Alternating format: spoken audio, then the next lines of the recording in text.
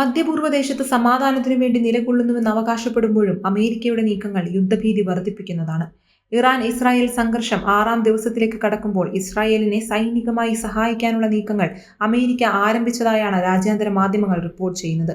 നിലവിൽ അമേരിക്കൻ സൈന്യം സംഘർഷത്തിൽ നേരിട്ട് ഇടപെട്ടിട്ടില്ലെങ്കിലും ഇറാനുമേലുള്ള ആകാശത്തിന്റെ പൂർണ്ണ നിയന്ത്രണം തങ്ങൾ ഏറ്റെടുത്തതായുള്ള പ്രസിഡന്റ് ഡൊണാൾഡ് ട്രംപിന്റെ അവകാശവാദമാണ് ആശങ്ക വർദ്ധിപ്പിക്കുന്നത്. ഇസ്രായേൽ-ഇറാൻ സംഘർഷത്തിൽ അമേരിക്ക കൂടി ഉൾപ്പെട്ടാൽ അത് വലിയ പ്രത്യാഘാതം സൃഷ്ടിക്കുമെന്ന ഭയം മറ്റു പാശ്ചാത്യ രാജ്യങ്ങൾക്കുണ്ട്. ഇറാൻ നിരുപാധികം കീഴടങ്ങണമെന്ന സമൂഹമാധ്യമങ്ങളിലെ ട്രംപിന്റെ ആഹ്വാനവും സമാധാന ശ്രമങ്ങൾക്ക് തിരിച്ചടിയാവുകയാണ്. ഇസ്രായേലിനെ പിന്തുണയ്ക്കാൻ അമേരിക്ക സൈനികരെയും യുദ്ധവിമാനങ്ങളെയും യുദ്ധക്കപ്പലുകളെയും മിഡിൽ ഈസ്റ്റിലേക്ക് അയച്ചതായി റിപ്പോർട്ടുകളുണ്ട്.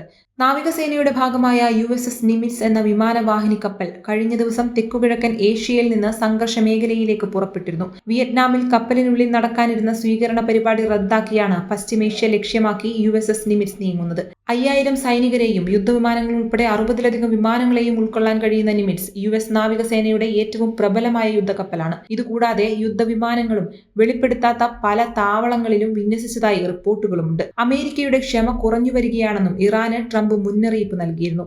ഇറാന്റെ ഭൂഗർഭ ആണവ കേന്ദ്രമായ ഹോർഡോ ഇന്ധന സമ്പുഷ്ടീകരണ പ്ലാന്റ് ആക്രമിക്കാനുള്ള ശേഷി നിലവിൽ അമേരിക്കയ്ക്ക് മാത്രമേ ഉള്ളൂ. ഭൂമിക്കടിയിൽ ആഴത്തിൽ സ്ഥിതി ചെയ്യുന്ന ആണവ കേന്ദ്രം ആക്രമിക്കാൻ USന്റെ GBU-57 ബോംബിന് മാത്രമേ കഴിയൂ.